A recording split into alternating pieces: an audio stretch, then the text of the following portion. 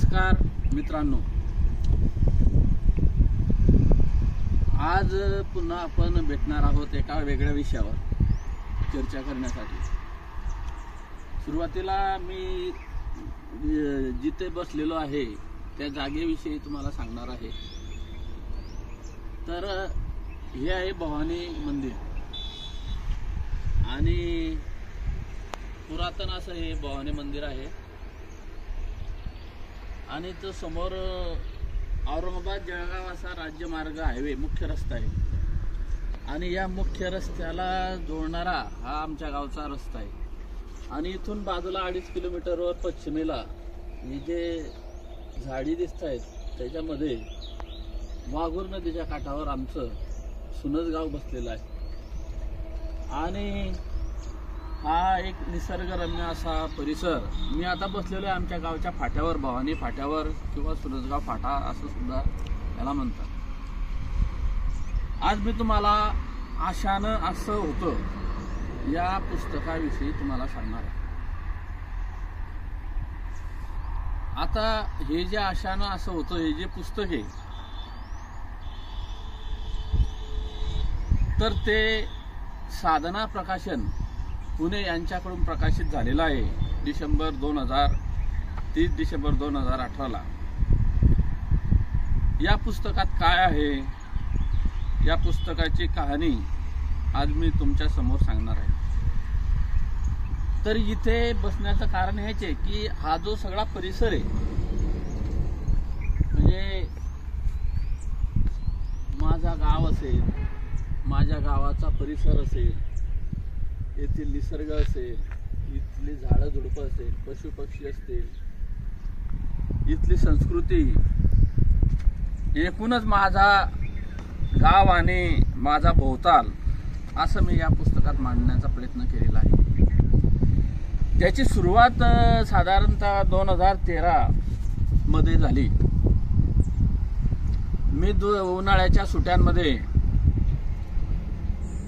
आमच्या गावामध्ये नाटकाची एक अशी हौशी नाट्य चळवळ होती आणि मला सहज आठवलं की आमच्या गावचे जे लहानपणी जे नाटकं आम्ही जे बघायचो ते नाटकं बघण्यासाठी आम्ही कशा पद्धतीने थांबायचो, जागा सांभाळायचो आणि त्या कलावंतांच्या सगळ्या भूमिका पाहण्यासाठी असा मग ते नाटकाची त्या आठवणी लिहिणारा आठवणी सांगणारा एक मी लिहिला नाटकाचे दिवस।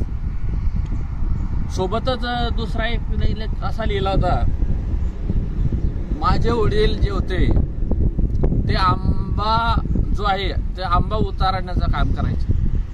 आता आंबा उतारणं म्हणजे काय तर मोठमोठे जे झाडं आंब्याची त्या झाडावरून वरतून खाली आंबा उतरवणे म्हणजे काढणी करणे आंब्याची। हे फार सोपं काम नव्हतं, फार कठीण काम असायचं ते आणि माझे वडील ते काम करायचे। त्यांच्याकडे खास त्याच्यासाठी लागणारं साहित्य होतं, खुडी म्हणत त्याला, खुडी, दोर, बादली। वडील वरती कितीही अवघड असो झाड ते वरती सरसर चढायचे आणि शितापीने ते आंबे काढायचे आणि बादलीत टाकून बादली खाली सोडायचे। खाली आम्ही भावंडा असायचो, आई असायची आणि मग ते आंबे आम्ही गोळा करायचो आणि पिकलेली जे आंबा आहे पाडाला लागलेला तो खाण्यासाठी आम्ही हे करायचो। मग ते सुद्धा दिवस, आंब्याचे दिवस असा एक लेख मी लिहिला। मग या दोन्ही लेखांचं लिहिल्यानंतर मी साधना मासिकाला हे दोन्ही लेख पाठवून दिले आणि साधना मग ते दोन्ही लेख मी साधना मासिकाकडे पाठवल्यानंतर ते मासिकामध्ये, साधना मासिकामध्ये छापून आले। आंब्याचे दिवस बघा हा,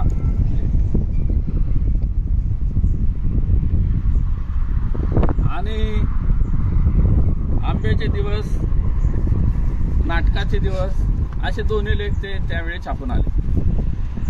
मी सहज म्हणून ते पाठवलेले होते आणि मला ते अंक घरी पोस्टाने आल्यानंतर खूप आनंद झाला। आनंद याच्यासाठी झाला की साधना हे साप्ताहिक एक त्याला बोलय, त्या साधना साप्ताहिकाला त्याची स्थापना म्हणजे साधना साने गुरुजी, पूज्य साने गुरुजी यांनी ते सुरू केलेलं आणि अशी भावनिक टच असलेला या मासिकामध्ये आपला लेख आला, याचा मला खूप आनंद झाला. आणि विशेष करून म्हणजे त्याचे संपादक डॉक्टर नरेंद्र दाभोलकर हे होते आणि बाकीचे मान्यवर लेखक सुद्धा त्याच्यात, राघव जाधव, सुरेश द्वादशीवार, रामचंद्र गुहा असे मोठे मोठे लेखक त्यांच्यासोबत आपला लेख छापून आला, याचा एक आनंद झाला. मग दोन्ही लेख ते आल्यानंतर दरम्यानच्या काळात जे साधनाचे कार्यकारी संपादक विनोद शिरसाट यांच्याशी मी फोन केला आणि त्यांच्याशी फोनवर बोलणं केलं की माझा लेख तुम्ही छापला, मला खूप आनंद वाटला वगैरे असं. आणि त्याचा प्रतिसाद मला इतका येत होता महाराष्ट्रभरातून आणि सगळीकडून की हे तुमचं जे लिखाण आहे हे याची पोत, याचा दर्जा फार वेगळा आहे, याची चव फार अनवट आणि अनकट आहे, असे चांगले वाचकांचे अभिप्राय, फोन, काही पत्र मला येत होते. मग मी त्यांच्याशी चर्चा केल्यानंतर मग ते साधनाचा जो वाचक वर्ग तो खूप प्रगल्भ आणि सर्वदूर सरला असं कळलं. मग त्यांनी मला अशी सूचना केली की तुम्ही अशाच पद्धतीचे पुढे काही लेख लिहू शकाल का? मग मी त्यांना आनंदाने म्हटलं हो, का नाही लिहू शकणार. मग मी ठरवलं की आता जो माझा हा जो गाव आहे आणि गावाच्या संदर्भातल्या माझ्या ज्या आठवणी आहेत, माझं कुटुंब या गावात, त्या कुटुंबाचं स्थान, माझं जडणघडण, हे सगळं मी त्यामध्ये सांगण्याचा प्रयत्न केला. आणि मग एक लेख मालिकाच पुढे साधना मासिकाने मग सुरू केली आणि एक वर्षभर साधारणतः मी हे लेख लिहित होतो. वेगवेगळे लेख त्याच्यामध्ये मी घ्यायचो आणि त्या लेखांना असा प्रतिसाद मिळाला प्रत्येक वेळेला की ते सगळं नांगरून पडलेली भोई ज्याला म्हणता येतं तशा प्रकारचं लिखाण होतं. म्हणजे खानदेशामध्ये नाद मानोर असतील, बालकवी असतील, बहिणाबाई चौधरी असतील, यांनी खानदेशला ओळख दिली त्यांनी कवितेच्या माध्यमातून. पण अशा पद्धतीने खानदेशी जीवन आणि या बोली भाषेमध्ये, विशेष करून आमच्या गावामध्ये पूर्व खानदेशामध्ये जी तावडी बोली भाषा बोलली जाते, मी त्याचा जाणीवपूर्वक वापर केला त्या लेखनासाठी. आणि त्या बोलीतले शब्द, त्यातली लयजा, त्यातले वाक्प्रचार, त्यातले म्हणी आणि नवीनच सगळं जग वाचकांसाठी खुलं झालं अशा प्रतिक्रिया येऊ लागल्या. आणि मग मी ते धडाधडाशे ते लेख लिहित गेलो.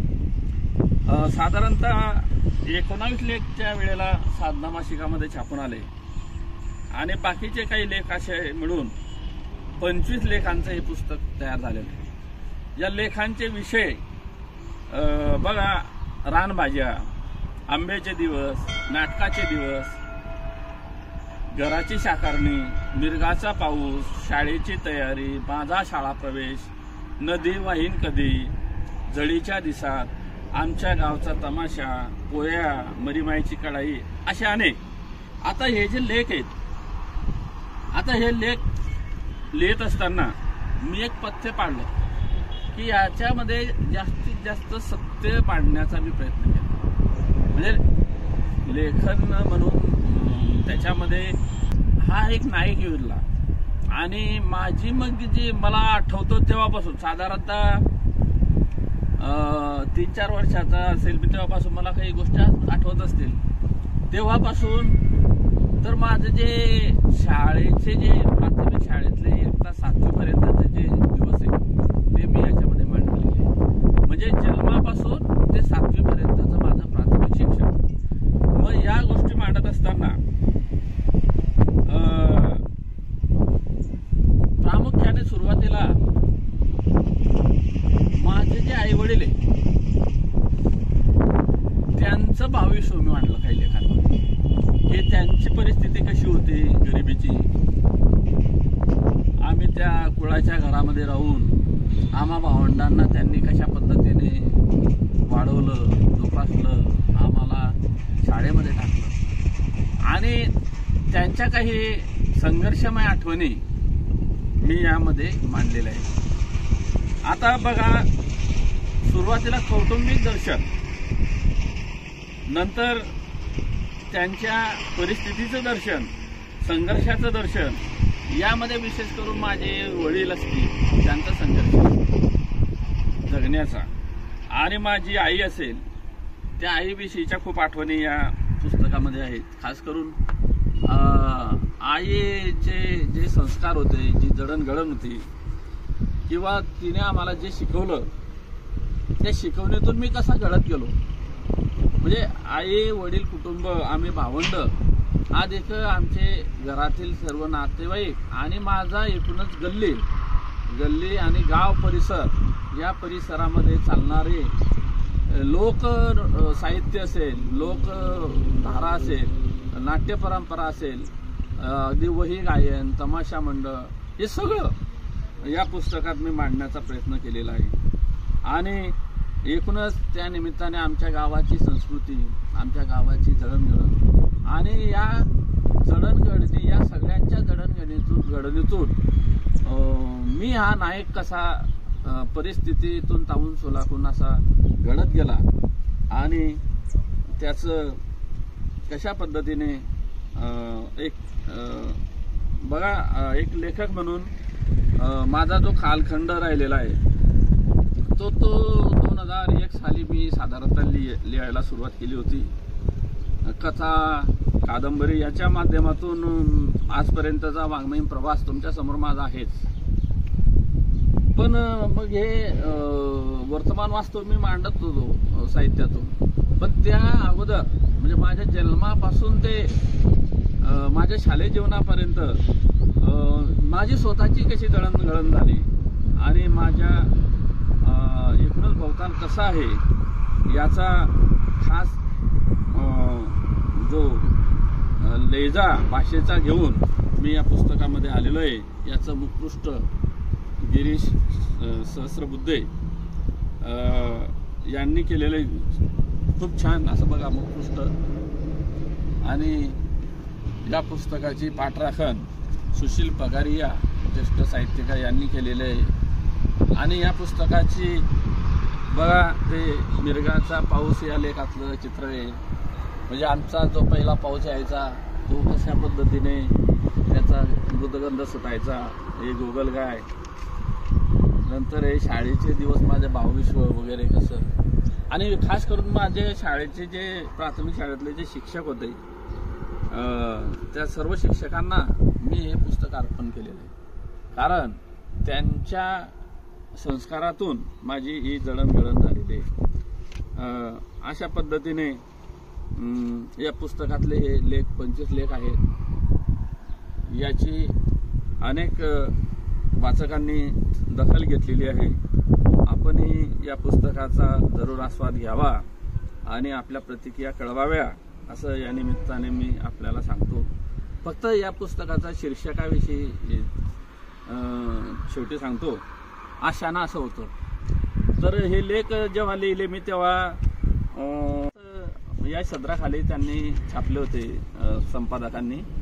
पण नंतरचे मग काही लेख मी लिहून दिल्यानंतर माझी जी शैली आणि ते सगळं त्यांनी अभ्यासल्यानंतर त्यांनीच मग हे शीर्षक सुचवलं, विनोद शिरसाट यांनी.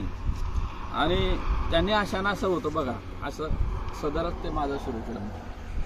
त्या सदराचं नाव आशाना असं होतं. आणि त्या भाषेची सहजता, काय चाललं, कसं आहे, कसं होतं तुमचं, असं होतं मग ते आमच्या पूर्व खानदेशातली ही तावडी बोली त्यामध्ये मी मांडली. मग नंतर जेव्हा पुस्तक रूपाने ते प्रकाशित करायचं ठरलं तेव्हा ते आशाना असं होतं हेच टायटल कायम राहिलं. आणि 30 डिसेंबर 2018ला जामनेरला मी भव्य असं तावडी बोली साहित्य संमेलन घेतलं, पहिले राज्यस्तरीय तावडी बोली साहित्य संमेलन. आणि त्या संमेलनात नादो माणूस साहेब उद्घाटक होते आणि आमच्या गावचे सुपुत्र गोतू पाटील हे संमेलनाचे अध्यक्ष होते. अनेक वक्ते आम्ही आमंत्रित केले होते. त्या संमेलनाला प्रतिसाद सुद्धा चांगला मिळाला. त्या संमेलनाच्या निमित्ताने हे पुस्तक विनोद शिरसाट यांनी पुढाकार घेऊन प्रकाशित केलं. त्याबद्दल मी विनोद शिरसाट आणि साधना प्रकाश यांचे सुद्धा खूप खूप धन्यवाद व्यक्त करतो. आणि एकूणच त्यांनी मला माझं 22 विश्व साधना साप्ताहिकातून मांडण्याची संधी दिली. तसेच साधना साप्ताहिकाने माझी पुस्तक साधना प्रकाशित केलं त्याबद्दल आणि एक धन्यवाद व्यक्त करतो. आणि आपण जरूर या पुस्तकाची मागणी नोंदवावी किंवा आस्वाद घ्यावा अशी आपल्याला विनंती करतो.